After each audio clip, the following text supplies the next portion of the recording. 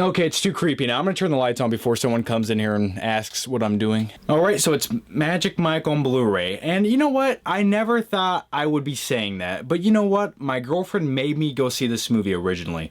And I was sitting there watching it. I'm like, this is a good movie, and it's very interesting. You know, it's directed by a good director, Steven Soderbergh, and it's got Channing Tatum, who I used to hate, but some weird way I'm starting to like. I don't know what's happening. Anyway, this movie's about a male stripper who has a heart of gold, who wants bigger and better things in life, other than just stripping covered in baby oil every Tuesday night. It's based on a subject matter that's kind of fascinating in a weird way. You know, I'd prefer it to be women, but it's males, and the business aspect of stripping always kind of fascinated me. You know, these people don't want to do what they're doing. They're just stuck out there in leather chaps and fire helmets because they want some dollar bills. Another thing I noticed about this movie is some of the dance scenes in this movie, when they're actually out on the stage dancing, that is very crisp and clean looking, and that sound, God, it sounds weird. Everything I say is sounding weird. Justice has been served. I'm not gonna pay for that. Next up, it's Prometheus on Blu-ray, the 4-disc edition. This has the 3D disc on it, which I don't own a 3D TV, but I had to buy this edition just for the bonus features. I was extremely curious to see what they had to say about this movie and the behind-the-scenes sets and design and the concept of the entire film. Anyway, Prometheus is directed by Ridley Scott, who helmed the original Alien movie.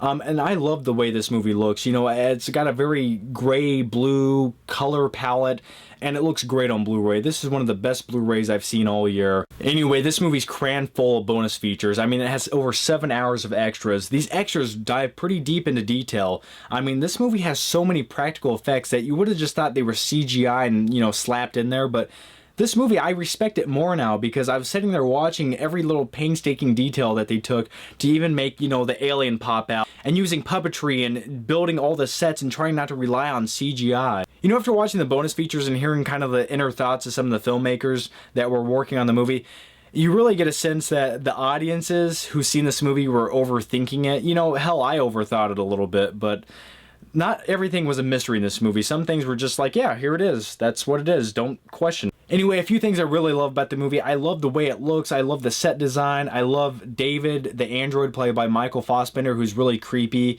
And I'm sorry to say, if I had an android on a ship, it would not be that guy. You know, it's like if I had an android bleaching his own hair blonde, I think I might decapitate him and throw him in the garbage can. You know, movies like this make me question my own humanity. It's like, why am I here? Why was I created? Oh, that's right. In 1986, my dad was too excited about the Dirty Dancing movie, and that's why I'm here. Yeah. You see my sock?